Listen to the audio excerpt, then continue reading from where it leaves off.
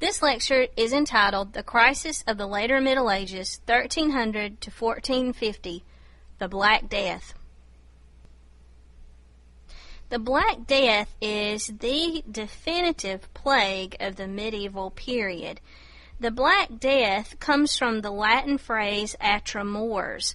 Today, we call it the bubonic plague. In other words, if you were to travel back to the 14th century, which definitely would not be a good idea because given the odds you would die of the Black Death, but if you were to travel back to the 14th century, you would discover that the people who lived through this disease outbreak called the disease the Black Death. And that is because of the bruised appearance of a plague victim's body. Essentially, what happens in the Black Death, or atra mors in Latin, is that the body begins to decompose and rot before the person actually dies. So a person suffering from the Black Death would get the very distinct displeasure of seeing their body rot away before their eyes. They would experience decomposition of their body while still alive. If today you were to perform research in a medical library or in a medical dictionary, and if you looked up the Black Death, what you would see is that you would be referred to the bubonic plague. So if you were to look up the Black Death in a medical dictionary or encyclopedia, most times you'll be referred to the bubonic plague, which is what we call it today. So for the people who lived through it, this disease was the Black Death. In modern times, we call it the bubonic plague for the swelling of the buboes. Essentially, during the Black Death, a person experiences not only decomposition, but the first telltale signs of infection with the Black Death or bubonic plague is the swelling of the lymph nodes and also big, it's disgusting, pus-filled lumps that come up over the whole of the body. These were called buboes. We know today that the bubonic plague or Black Death is caused by a bacteria called Yersinia pestis. And if you're going to have a plague, a bacterial plague is the best kind to have today in modern times, at least, because bacteria is treatable by antibiotics. An outbreak of a virus is very devastating because there is no treatment in modern times for a virus. Now, what I mean by that is you can treat the symptoms of a virus, but you have to wait for the virus to run its course. So it's much easier to treat a bacteria with antibiotics than a virus. So let me just say here that if we were to travel back to the 14th century, there was no cure for the Black Death, even though it is treatable with antibiotics, because antibiotics were not invented until the 20th century. So, where does the Black Death come from? And there are several ways to ask or think about this question. If you were to ask the people who suffered through this outbreak of the Black Death from 1348 to 1350, what is the origin of this disease? Where did it come from? They would have said that it was divinely sent, that it was sent to Europe by God as a punishment for sinful activity, that Europe was being punished for not being religious enough. God was wiping out the bad people, quote unquote, with a plague. The other way to look at this is geographically. Where did the disease originate? Well, we know that the Black Death is indigenous to Mongolia, or what today would be the modern-day country of Mongolia. That's north of China today, but in the time period that we're looking at here, the 14th century, it would have been called Mongol China. That disease, the Black Death or bubonic plague, was indigenous to Mongol China. It was found among the black rat population there, and the Chinese people living in Mongolia had developed ways to deal with an outbreak of this pestilence. Whenever they would see a large-scale rat die off, they would pick up and move. They had learned ways to combat and prevent the spread of infection. So that disease from Mongolia, or Mongol China, makes it to Europe by 1348. How does it get there? Well, this is pretty cool. In 1347, there were some merchants from Genoa, Italy, we call them Genoese merchants, who happened to be over in a Black Sea trading port called Kaffa, which can be spelled with a K or with a C. Kaffa was a trading port on the Black Sea, in today what would be the area of Russia. So these merchants from Genoa, Italy, were trading there when suddenly the city of Kaffa came under siege by a group of Mongolian tribespeople called the Mongols, and they were led by their king or Khan called Janibeg. Now, you've probably heard of the Mongols before, sometimes called the Mongol Horde. The most famous Mongol Khan probably is Genghis Khan, who united the Mongols first in the 13th century. Well, here we are in the 14th century, and the Khan at this time is Janibeg. Janibeg wanted to take over Kaffa, add it to Mongol territory. So he laid siege to that city while Genoese merchants were there to trade. Unfortunately, Janibeg notices that some of his men have become sick, and he recognizes immediately that this is the illness that's caused by the black rat. So he knows that avoidance is the best way to prevent the spread of this disease among his soldiers. So what he does is he takes the dying and affected soldiers who have come into contact with these rats and with other people who've had contact and are apparently beginning to show the signs of infection. He puts them in catapults, and he goes right up to the walls that surround Kaffa, and he throws the dying and dead bodies of his soldiers over the walls into Kaffa.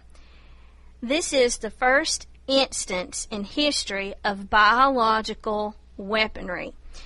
Janibeg is purposefully infecting the people of Kaffa to weaken them, to make it easier to take over that city. So he throws the bodies over, he moves his men away from the city. His men are fine, they've gotten rid of the infected soldiers, they have been thrown over the walls into Kaffa, where their bodies are decomposing and releasing tons and tons of bacteria into the air. The Genoese merchants who are there trading think, well, this is pretty gross. These dead, smelling bodies that obviously have something really wrong with them. Look at all these sores and swellings, and it's just pretty disgusting. But they don't really think too much of it until a few days later, when people throughout the city of Kaffa become suddenly violently ill with this horrific disease that is horrible in its smell and in its appearance.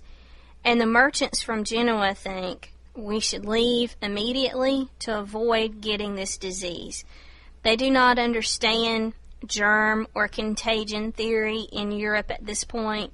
They thought disease was spread by bad smells. This is called the miasmatic theory of disease. So they believe that if they hang around in that city and they smell these sick people, that they too will get sick. So they board their ships and head back to Genoa, Italy. Whew, sighing relief. Thankfully, we have avoided getting this sickness. Little did they know it was too late. They were already infected, and in the return voyage home to Genoa, Italy, many of these merchants become sick and die. Those who arrive in Genoa, who are alive, do not realize that they too are about to be sick and infected with this disease. So they go about their business, trading, living their lives until they too become sick, And then, like wildfire, the disease known as the Black Death spreads throughout Europe. And when we look at a map of the spread of the disease throughout Europe from 1348 to 1350, this disease will ravage Europe for 2 solid years. What we see is that it tends to move in straight lines. And we think, how in the world is that possible? That a disease would move in a straight line of infection. If you plotted the cases, they move in a straight line. That's because the disease is following the roads of this period as people trade and exchange goods and news and services. They also exchange the disease. So, if we asked the people, where does this disease come from? They would have said God. Geographically, we know the origins of that disease are traceable to Mongol China, given to the city of Kaffa by Janibeg the Khan. The Genoese merchants are exposed to it and bring it back to Europe. But, pathologically now, where does the disease come from? It is a disease that is carried by black rats. And it is important for you to imagine here, not cute mice. Black rats are huge, big, nasty critters that can sometimes be the size of a small house cat. Black rats, which were indigenous first to Mongol China, were taken on trading ships throughout Europe. The black rat commonly has in its body Yersinia pestis, the plague bacteria that causes the Black Death or bubonic plague. It rarely sickens a rat to the point of death. Usually, a black rat will carry around this disease and not get sick from it. It's just something that's naturally occurring in its body. But on occasion, if a rat has weakened immunity from something else, then those plague bacteria will start to reproduce very quickly in the rat's system and cause the rat to die. When the rat dies, the fleas that are feeding on that rat, because yes, black rats also carry fleas around, these fleas are looking for a live host. Fleas will feed off of a dead body, but they prefer a living organism on which to feed. So when the black rat dies, his fleas go looking to feed. That is how the disease is given to human beings. The Black Death is a vector-borne disease. That means people do not get the Black Death directly from a black rat. Instead, they get the disease from the flea. By the time a rat dies from Yersinia pestis, the bubonic plague or Black Death, the little fleas that are feeding on it have so much plague bacteria in their jaws that it makes it very difficult for them to feed. So they jump off repeatedly, biting, trying to feed without success. And every time they bite unsuccessfully, they inject that plague bacteria into whatever they're biting. And given the fact that people are very dirty in this period, usually bathing only twice a year on Christmas and Easter, people have body lice, fleas, they're nasty, they're smelly, their homes are filthy, they rarely wash their clothes or clean their homes, so a flea bite to them is nothing unusual until these horrible symptoms begin to emerge. So you're probably thinking today, oh well, so what? I'm not worried about the Black Death. This is a disease of history. Actually, every year in this country, 12 people will die from the Black Death on average. And today, in the United States, people do not get the Black Death from black rats. Now, that disease, which had at once been confined to Mongol China, has spread around the globe thanks to trade and shows up in other rodent populations, such as prairie dogs and squirrels. In Los Angeles, California, a few years ago, there was an outbreak of plague bacteria among the squirrels in public parks, and some people fell ill because they had taken their lunches in those parks and had been bitten by fleas and developed this horrible flu-like illness. And fortunately, the doctors responded quickly enough to save the lives of these people. So don't think that it's a disease just of the past. It's actually still out there. The truth is, when we have a population of 300 million people in this country that we know of, 12 deaths from the bubonic plague or Black Death doesn't seem like much, but it's still there. Unfortunately, these days we have worse concerns actually for an epidemic disease breakout, such as the avian or bird flu or the swine flu. And what is especially concerning about those, as I said previously, is that they are viruses, not bacterial plagues. So, what are the types of the Black Death? This is a little known fact, but there were actually 3 different strains of the Black Death. There's the bubonic form of the disease, which is spread from black rats to human beings by fleas and is characterized by the swelling of the buboes. Unfortunately, a person does not have to have contact with just a flea infected with the disease to get it. It was also transmissible from person to person. One of the last stages of the bubonic plague was coughing, sneezing, extreme mucus and phlegm production, in other words, respiratory illness. And when a person started coughing and sneezing and hacking in those last stages of the bubonic plague, he or she was coughing and sneezing and basically spraying plague bacteria right out into the air that another person would then breathe in and be infected by. So the pneumonic form of the plague is characterized by human-to-human transmission, by coughing and sneezing plague bacteria into the air. The pneumonic was the most contagious form of the plague. The other form or type of the plague was the septicemic strain of the bubonic plague, and it is characterized by extreme blood infection.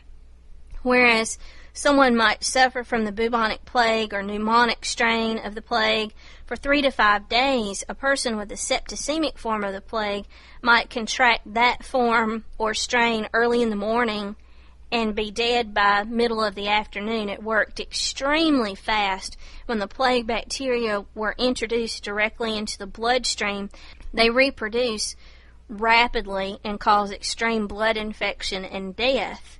So, how does a person get septicemic plague? I have to apologize here. Some of what I'm about to talk about is pretty disgusting, so it is necessary that you know about this, and I apologize that it's so gross, but it's just the way it is. In this time period of the 14th century, people did not understand disease or how to treat it. They did the best they could, and one of the most common practices was left over from ancient Greece and Hippocrates, who said that bleeding or bloodletting was an effective treatment to keep the humors in balance. Many quote-unquote medical professionals in this period thought that the plague was caused by either smelling someone who was sick from it, or 2, by an imbalance of the humors, specifically too much blood. So the way to get rid of too much bad blood is to make an incision and bloodlet the person.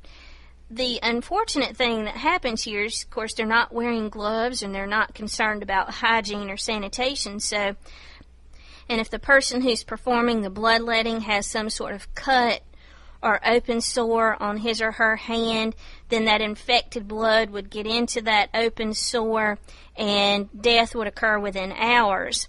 Another way that the septicemic form of the plague was spread, and here again I apologize, this is so gross, was that these buboes would swell as big as a grapefruit, and they would be full of this horribly smelling, thick, foul, pussy discharge that some said was like white, gray, or black, and it would have the consistency of what we know today as like mayonnaise. And people would beg, please squeeze that or try to lance it and give me some relief from the pressure and the heat that's coming out of that thing. And so if a person attempted to squeeze all of this discharge out of one of these buboes, they could then be infected with a septicemic form. So what are the symptoms of the bubonic pneumonic septicemic plague? Well, first of all, there was a tingling sensation in the body, like one was being pricked with tiny arrows, as they said.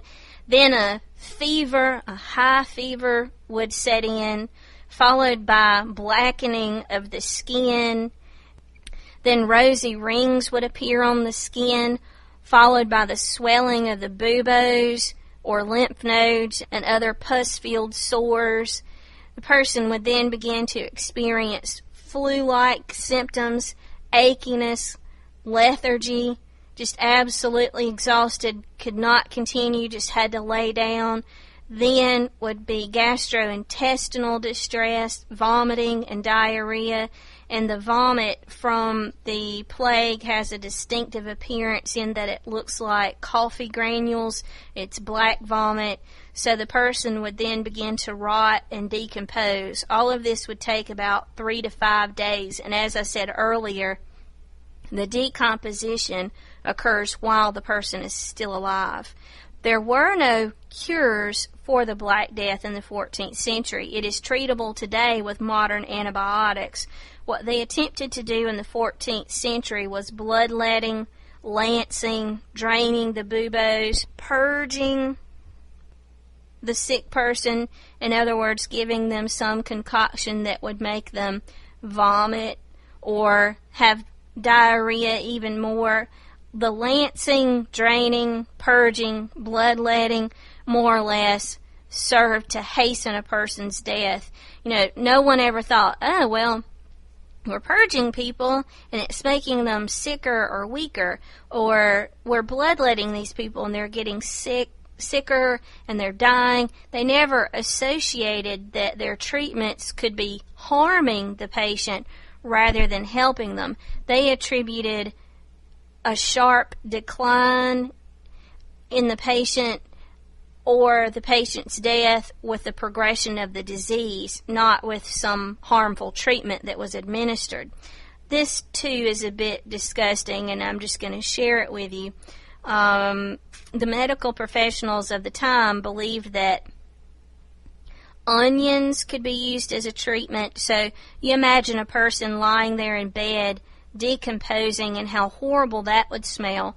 Then imagine adding hot steamed onions to these various sores, which was believed to be a possible cure. They also allowed pigeons to peck at the buboes. The idea was that the pigeons would peck these buboes, pop them open, and the stuff would drain out and the people would get better.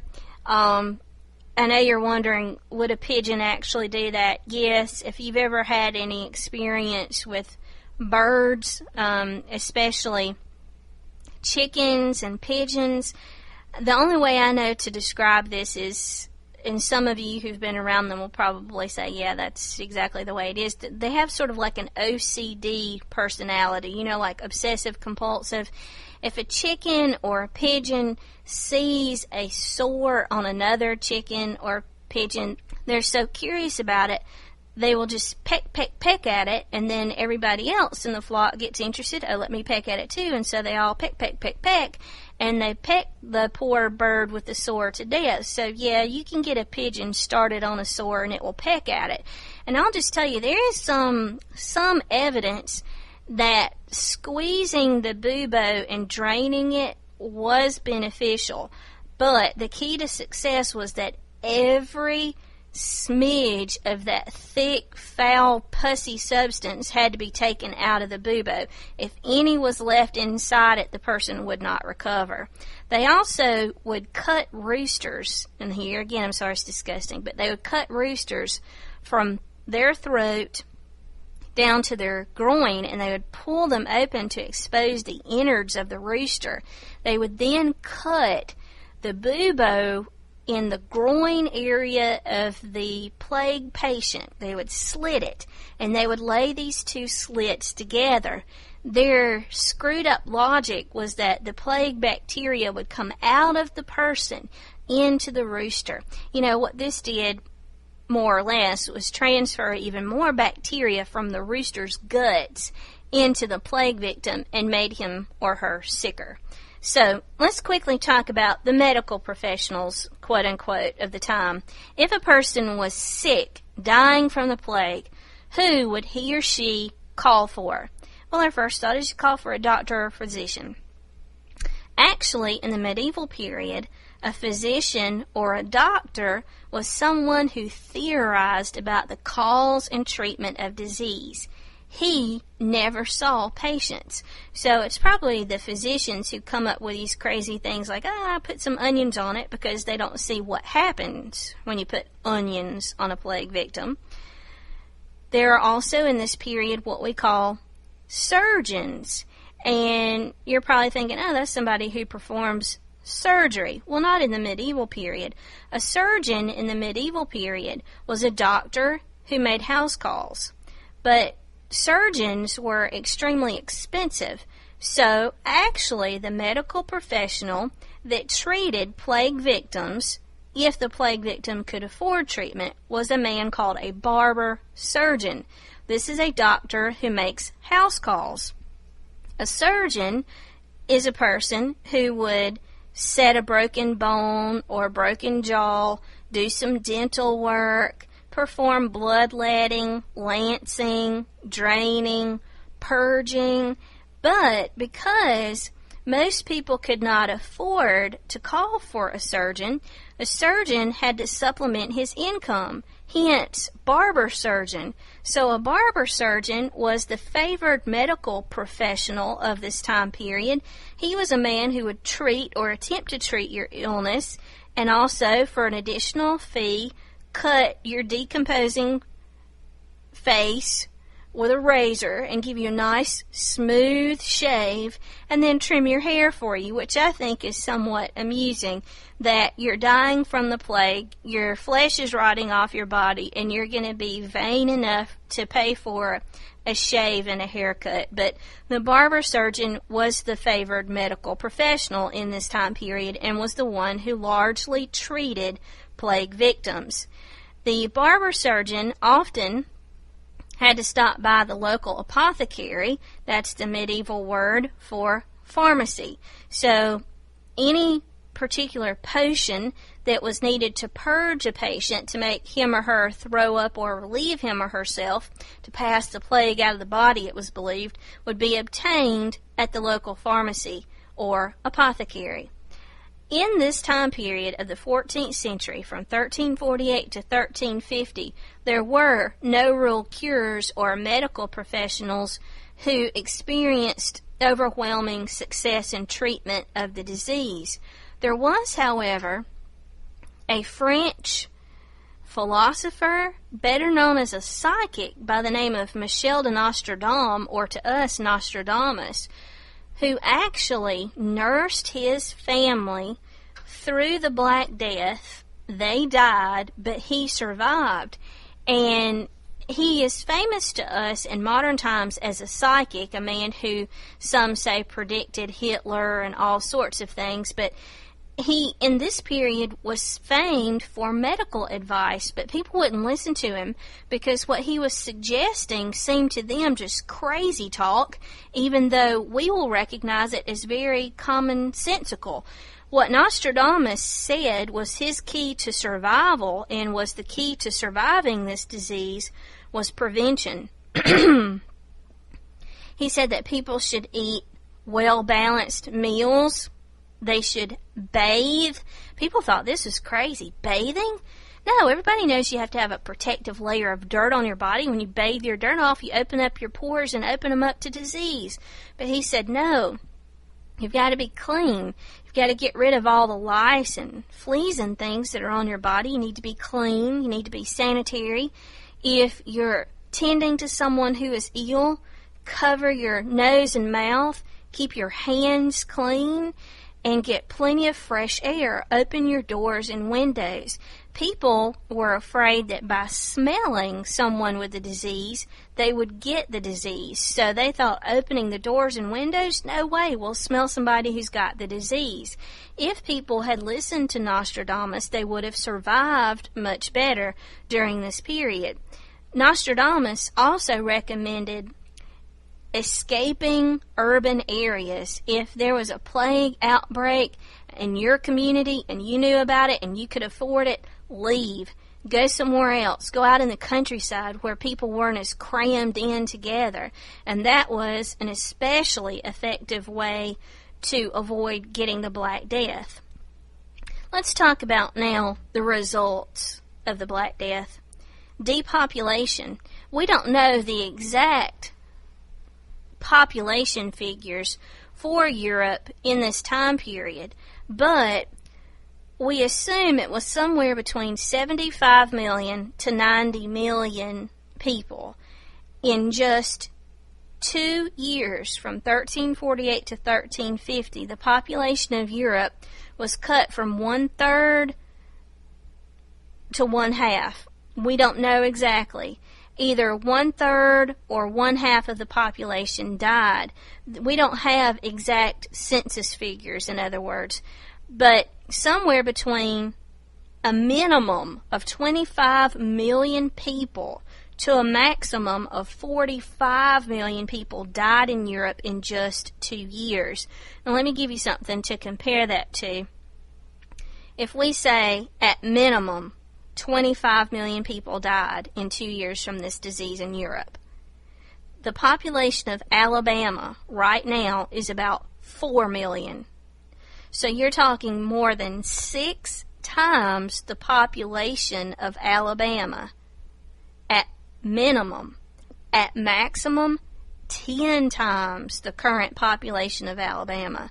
So somewhere between 25 million and 45 million people in Europe died in just 2 years. In some towns, the rate of infection was so extreme that as many as 800 to 1,000 people died per day. When people are confronted with such huge loss of life, they tend to respond in one of two ways. Very heroically, tending to other people, caring for the sick until they too contract the disease and die. And then there are those other people who give in to the sensual pleasures of the time and live it up and have orgies and feasts and things of that sort. And during the outbreak of the Black Death, we see both. There were medical professionals, monks, and nuns who acted very heroically, and family members who would tend to the sick and dying, risking their own lives in the process. Then there were others who abandoned their family members, left them to die, and threw themselves into drinking, orgies, and frenzy of activities with a sort of fatalistic attitude that if this disease is going to get me, it's going to get me while I'm having a good time. Another result of the Black Death is ars moriendi, or morbid art. Art of the 14th century is characterized by grotesqueness, death. Absolutely disgusting and horrifying images appear in art of this period. The art of the 14th century is characterized by images of death, dying, contorting, disfigured bodies, worms, evil spirits. And the reason for that is because people are seeing death all around them, and that is what they paint, and it is what they write about. We write and paint what we know, and what the people of the 14th century knew was death. Also, a result of the Black Death is the rise of a group of people called the Flagellants and anti-Semitism. A group of religious fanatics in Europe called the Flagellants believed that Jews were responsible for spreading the Black Death, which is a completely and totally asinine idea because Jews were dying from the plague as well. But the Flagellants were religious fanatics who dressed themselves in these long, dark, hooded robes, and they had snake-like, curving, waving processions throughout Europe. They would journey for 33 and a half days at a time, one day for each year of Christ's life, and at the end of 33 and a half days, they would stop wherever they were, and they would find a village. They would go into the village, and they would strip down, take off their robes, and they would beat each other with whips made of leather with metal embedded at the end. Flagellant comes from the Latin word flagellum, which means whip, and they would beat themselves. The idea was that if they beat themselves, God would take the Black Death back. If people punished themselves for their sinful ways, God would not feel the need to punish them with this disease. So what the Flagellants would do is they would assume the position of their worst sin, which I think would be very interesting to see if you follow what I'm getting at here. They get in the position of the worst sin that they had committed, and they would freeze in that position, and another member of the Flagellants would beat them as they were in this position of their worst sin. It would beat them with these leather whips. People would come out of their homes and businesses in these villages to watch the Flagellants beat themselves.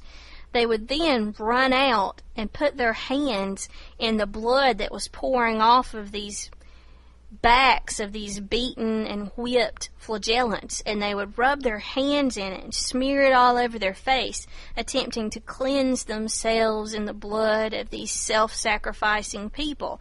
What actually happened, is that the Flagellants spread one particular form of the disease. If you're paying attention, the septicemic form. So once they had beaten themselves and allowed the village people to smear around in their blood, they would then demand the blood of the Jews and encourage people in the village to go out and find Jewish people, hunt them down, and kill them because they were the ones who were spreading the plague. So, what was the result of the Black Death on marriages, births, and funerals? Well, very few marriages occurred and very few births. The Black Death had a devastating impact on marriage and the birth rate. The reason is, with 1/3 to 1/2 of the population dying, they were too sick to marry, too sick to have children. Let's not forget, too, again, that people believed bad smells caused the disease, so even priests were reluctant to come out to perform a marriage ceremony, much less witnesses. So, and if people aren't marrying, they're also not having children, because in this time period, people married and then had children. Your first thought probably is that the Black Death would result in a large number of funerals, but that is not the case. Again, the reason is people will not attend funerals because they're afraid if they smell the dead person that they're actually going to contract the disease. The other reason goes back to something I said earlier. Imagine 800 to 1,000 people dying per day. There simply are, and that is in some cities, there simply are not enough coffins to go around. There's nobody to manufacture coffins. Nobody wants to attend a funeral or be responsible for organizing the funeral or burying the person. So instead, what happens all across Europe, actually, is that in every town affected by the plague, they would hire these dead collectors who would come around with a cart, and they would ring the bell on the cart and ask for the dead to be brought out into the streets. They would then collect dead people from the streets, and yes, this job paid well because in all likelihood you are going to die from messing around with these dead people. So they would collect the dead, put them in a cart, and go out to the edge of the town, dig a big hole, and they would dump bodies in, put another layer of dirt, more bodies, another layer of dirt, more bodies. These were called plague pits. Rich, poor, middle class people were dumped into a common communal grave, no grave markers, no headstones, no records of who was buried where. They just dumped people into these big holes. I guess in some ways I have kind of a gross sense of humor because I find this somewhat funny. There was a very important Italian writer at this time by the name of Boccaccio, and he said that watching a plague pit being dug and used reminded him of his mother making lasagna. If you think about lasagna, noodles, meat, cheese, layer, layer, layer, and then here's the plague pit, dirt, dead bodies, dirt, dead bodies. That's kind of sick but amusing at the same time. So these people were just thrown pell-mell into these huge plague pits with no grave markers. Another result of the Black Death is gente nuova, that is to say, new rich. And I'll just explain this by way of example. And some of you will think maybe this is a little silly, but it works perfectly. I get excited oftentimes about checking my mailbox because I have this fantasy that someday something good is going to be in there, not just a bill or something, but I'm going to go out to my mailbox and I'm going to find that I have been named heir and successor to some great estate of a long-lost relative who was filthy, stinking rich that I never even knew I had. Now, why am I telling you this? This is exactly what happens during the 14th century. With so many people dying on a daily basis, it was quite common for an inheritance to pass through 3, 4, 5, 6 hands in a single day. And what happens is family fortunes pass from one person to another, and in the space of a week, a family inheritance has been passed through 15 or 16 or 20 or 30 different people, so that some long-lost poor relative suddenly finds that his cousin so-and-so died, and this person is the only surviving heir, now has the whole family fortune. So we literally have the creation of gente nuova, new rich, as a result of the Black Death. People who were poor before, but managed, however, somehow to survive the plague, find themselves awarded with a long-lost inheritance. Also, we see in this period, as a result of the Black Death, peasant revolts. Briefly, I'll just tell you that in 1358, there are revolts in France among the French peasants called the Jacquerie. In 1378, Italian peasants called the Ciompi rebel. And in 1381, the English peasants. What are they rebelling over? Well, essentially, the Black Death results in the end of feudalism. Here's how. The Black Death resulted in a huge labor shortage. So those who work are dying in large numbers, just like those who pray and those who fight. Those who fight, you'll remember, are the great lords, lesser lords, and simple knights, the landowners, who required service from those who work. There was no payment given to serfs or peasants in this period. It was their social obligation to work for those who fought. So when this huge loss of life results from the Black Death, the peasants in France, Italy, and England see an opportunity. And they tell these lords for whom they have worked for free, "Oh, really? You want your land worked? Well, now you have to pay us." And the nobles felt they had no option but to pay. So they began to pay those who worked, the serfs and peasants, for the work that had formerly been done for free as a societal obligation and demand. Well, The peasants demand higher and higher wages. The nobles have no choice but to give higher and higher wages. As the Black Death begins to subside, these nobles then raise taxes on their workers, on their laborers, in an attempt to try to take back the majority of the money that they had just paid out in the form of taxes. So they've given large sums of money to workers. They're trying to get back that money now in high taxes. So as a result, the peasants rebel and bring down feudalism.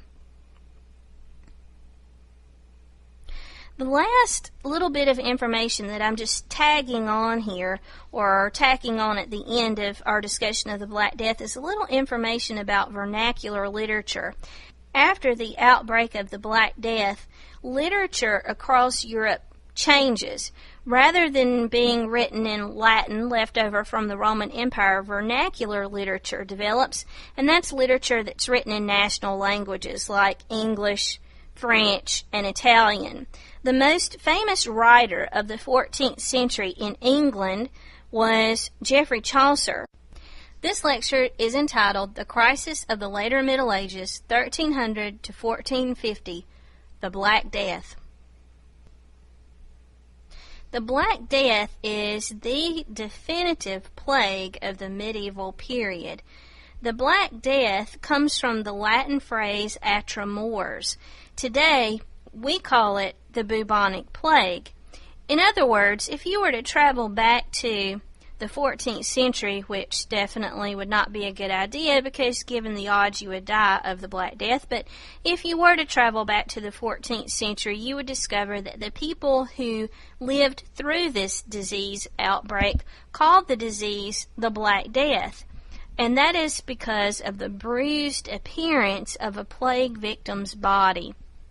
Essentially, what happens in the Black Death, or atra mors in Latin, is that the body begins to decompose and rot before the person actually dies.